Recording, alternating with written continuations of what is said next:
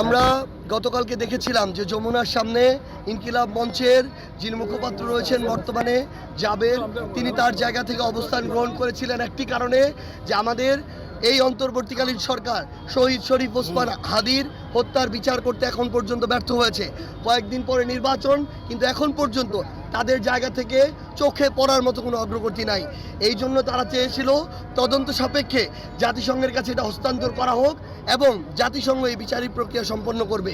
কিন্তু গতকালকে থেকে আজকে পর্যন্ত তারা যখন সেখানে শান্তিপূর্ণভাবে অবস্থান করছিল, আজকে ইন্টারকন্টিনেন্টালের সামনে এবং যমুনার সামনে তাদের উপরে অত্যন্ত দুঃখজনকভাবে যেই খারাপভাবে আক্রমণ করা হয়েছে আইনশৃঙ্খলা রক্ষাকারী বাহিনী দ্বারা, তাদের উপরে টিয়ার শেল নিক্ষেপ করা হয়েছে, গুলি করা হয়েছে এবং সেইখানে অনেক মানুষ রক্তাক্ত হয়েছে, আহত হয়েছে। আমরা অন্তর্বর্তীকালীন সরকারকে একটা কথা বলি, আপনারা এই বাংলাদেশে মানুষের নিরাপত্তাও দিতে পারেন নাই, বিচারও নিশ্চিত করতে পারেন নাই। এখন বিচারের দাবিতে কেউ যদি আন্দোলন করে, সেখানেও যদি আপনারা বাধা দেন, তাহলে আপনারা আপনাদের জায়গা থেকে সম্পূর্ণ ব্যর্থতায় পর্যবসিত হচ্ছেন।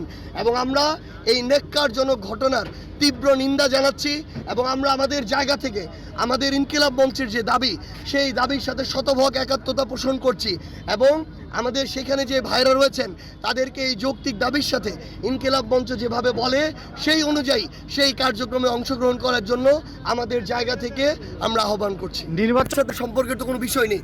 অন্তর্বর্তীকালীন সরকার তারা এই বিচারটা করতে পারে নাই, তারা এই ব্যর্থতার দায় স্বীকার করে বিচারের কার্যক্রম জাতিসংঘের হাতে তুলে দিক, তাহলে তো এটা 1 ঘন্টার মধ্যে সমাধান হয়ে যায়।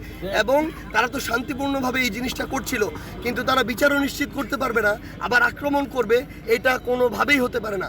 বরং আমরা মনে করি এটা তারা যেহেতু এখানে ব্যর্থ হয়েছে, তারা এটা জাতিসংঘের হাতে তুলে দিলেই এই বিষয়টার সমস্যার সমাধান হয়েছে।